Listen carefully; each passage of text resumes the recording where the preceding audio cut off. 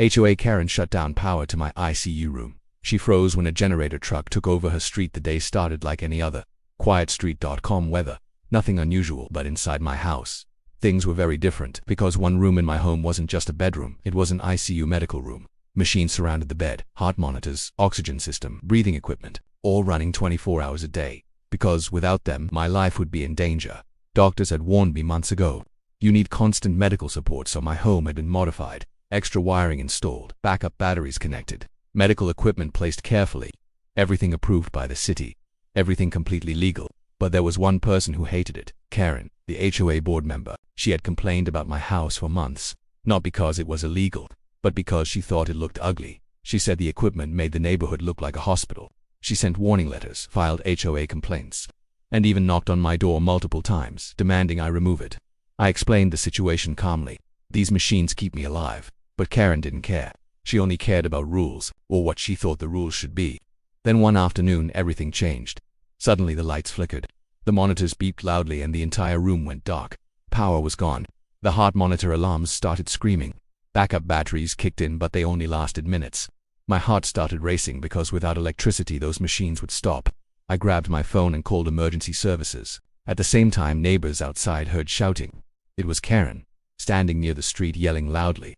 This house violates HOA rules. People started coming outside. Some neighbors watched from their lawns. Others started recording with their phones. Then someone asked Karen a simple question. Did you shut off his power? Karen didn't deny it. She said proudly, yes, he needs to remove those ugly machines first. The street went silent. Neighbors looked at each other in disbelief. One woman whispered he's on medical equipment. Another neighbor immediately called the utility company. Someone else called the police. Minutes passed.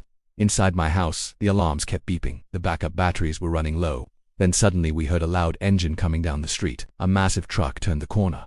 But it wasn't a police car. It wasn't an ambulance. It was something Karen never expected. A huge industrial generator truck. The kind used for hospitals and disaster zones. The truck stopped right in front of my house. Workers jumped out quickly, wearing yellow safety jackets. They pulled thick power cables from the truck. Karen stormed toward them. You can't park that here. One technician barely looked up. He said calmly, emergency medical power restoration.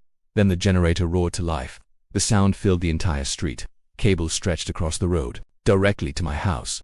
Lights inside suddenly came back on. Machines restarted. The heart monitor began its steady rhythm again.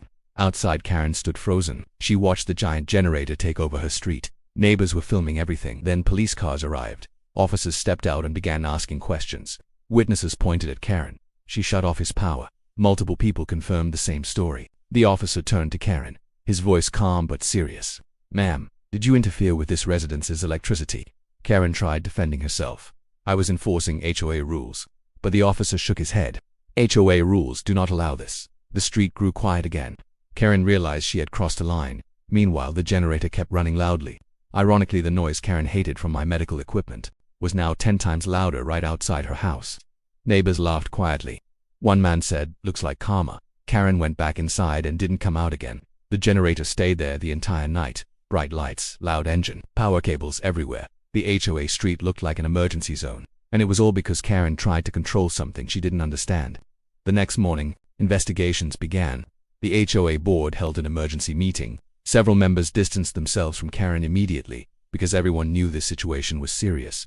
Power was eventually restored normally. The generator truck finally left. The street became quiet again. But one thing changed forever.